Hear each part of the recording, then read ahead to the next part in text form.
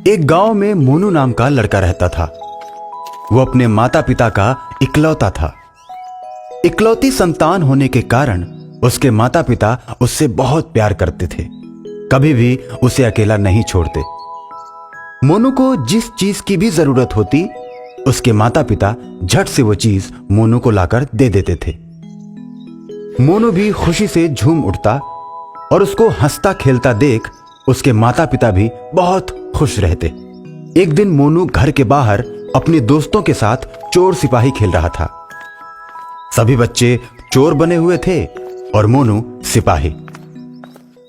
मोनू के हाथ में एक डंडा था जिसे मोनू ने बंदूक की तरह पकड़ रखा था। सब बच्चे आगे आगे दौड़ रहे थे और मोनू उनको पकड़ने के लिए पीछे पीछे दौड़ रहा था। और सामने बैठे मोनू के माता पिता सभी बच्चों की खुशी देखकर फूले नहीं समा रहे थे। देखे जी, मोनू कितना खुश है अपने दोस्तों के साथ। डंडे को ऐसे पकड़े हुए है जैसे बंदूक है। एकदम असली वाला सिपाही लग रहा है हमारा मोनू। सही बोलती हो भगवान, हमारा बेटा बहुत ही होशियार है, कभी भी हमको तंग नहीं करता। हम इसे पुलिस अफसर ही बनाएंगे, ऐसे ही ये एक दिन असली चोरों को पकड़ेगा।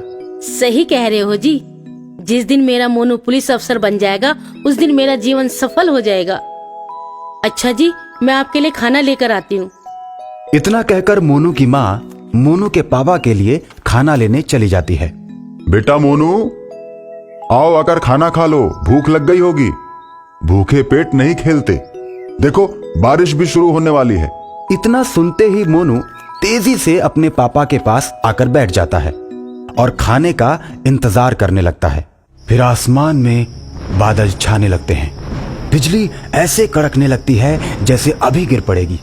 और उधर मोनू की माँ खाना लेकर आ ही रही होती है कि तभी बिजली जोर से कड़कती है और मोनू की माँ के ऊपर गिर जाती है। मोनू की माँ जोर से चिल्लाती है, हे भगवान बचाओ!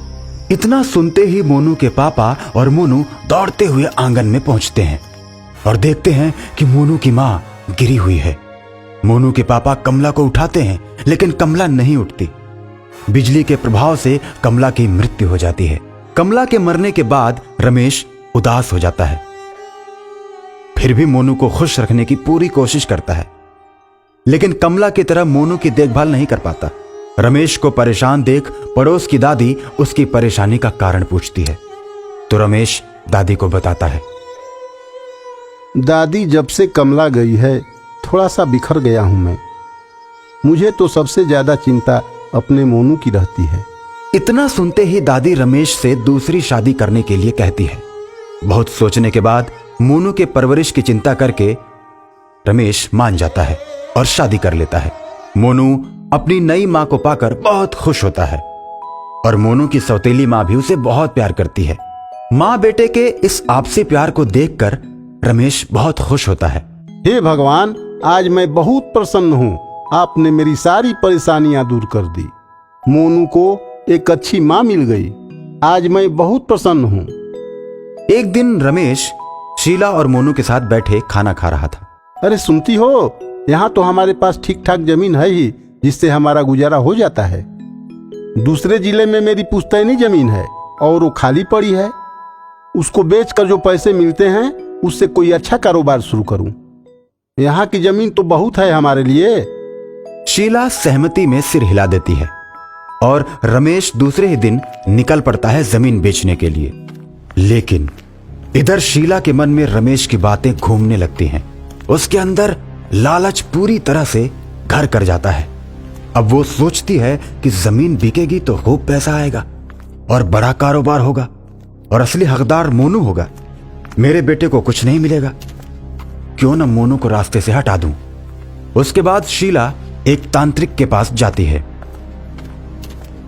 मुझे मोनू को रास्ते से हटाना है ताकि जब मेरा बेटा हो तो वही जायदाद का असली हकदार बने। ठीक है, आज के 3 दिन बाद अमावस्या है और मुझे उस दिन एक बच्चे की बलि भी चढ़ानी है। ये लो, इसे मोनू को खिलाकर उसे बेहोश कर देना। उसके बाद मैं आकर उसे उठा ले जाऊंगा। इतना कहकर तांत्रिक शीला को एक भस्म देता है। शीला घर आ जाती है और शाम को खाने में भस्म मिलाकर मोनू को दे देती है, जिससे मोनू बेहोश हो जाता है। उसके बाद तांत्रिक रात के अंधेरे में आकर मोनू को उठा ले जाता है। रमेश के घर से तांत्रिक को जाते हुए पड़ोस की दादी देख लेती है, लेकिन उसे कुछ समझ नहीं आता। दूसरे दिन जब रमेश घर आता है और मोनू को नहीं देखता, अरे शीला, मोनू कहाँ है? कहीं दिखाई नहीं दे रहा। अपने दोस्तों के साथ खेलने गया है क्या? मुझे नहीं पता कि मोनू कहाँ है। मैंने बहुत खोजा पर मुझे कहीं नहीं मिला। देखिए ना, मेरा रो रो कर बुरा हाल है। रमेश शीला पर भरोसा कर लेता है और मोनू को ढूंढने के लिए निकल पड़ता है। कुछ देर बाद परेशान होकर रमेश घर वापस आ रहा होता है तो रास्ते में बुढ़िया दादी मिलती हैं और रमेश की परेशानी का कारण पूछती हैं। रमेश रोते हुए मोनू के लापता होने के बारे में बताता है। कल रात मैंने तुम्हारे घर से तांत्रिक को जाते हुए देखा था। कहीं ऐसा तो नहीं कि तांत्रिक ही तुम्हारे बेटे को उठाकर ले गया? दादी की बात सुनते ही वो तांत्रिक की गुफा की तरफ दौड़ पड़ता है। इधर दादी आकर गांव वालों को सारी बात बता देती है, तो गांव के लोग भी तांत्रिक की गुफा की तरफ दौड़ते हुए जाने लगते हैं। रमेश तांत्रिक की गुफा में पहुंचता है तो देखता है कि तांत्रिक आंखें बंद करके ध्यान में बैठा है और मोनू बेहोश पड़ा हुआ है। इतना देखते ही रमेश दौड़कर मोनू को उठा लेता है।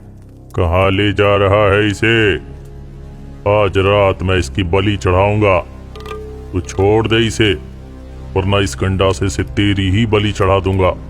इतना कहकर तांत्रिक रमेश की तरफ गंडासा लेकर दौड़ पड़ता है, लेकिन तभी गांव के लोग गुफा के अंदर आ जाते हैं। सभी मिलकर तांत्रिक को पकड़ लेते हैं। क्यों लेकर आए मेरे बेटे को बलि चढ़ाने? बताओ बताओ, नहीं तो इसी गंडासे से तुम्हारी बलि चढ़ेगी। गांव वालों की भीड़ देखकर तांत्रिक डर जाता है और सब कुछ साफ साफ बता देता है। उसके बाद रमेश पुलिस को बुलाता है। गांव वालों की गवाही के आधार पर पुलिस पहले तांत्रिक को गिरफ्तार करती है, उसके बाद शीला को गिरफ्तार करती है। शीला बार बार अपनी करतूत की माफी मांगती है, लेकिन रमेश उसे माफ नहीं करता। इस तरह शीला को उसके किए की सजा मिल जाती है। रमेश बूढ़ी दादी को धन्यवाद देता है और मोनू के साथ खुशी से रहने लगता है।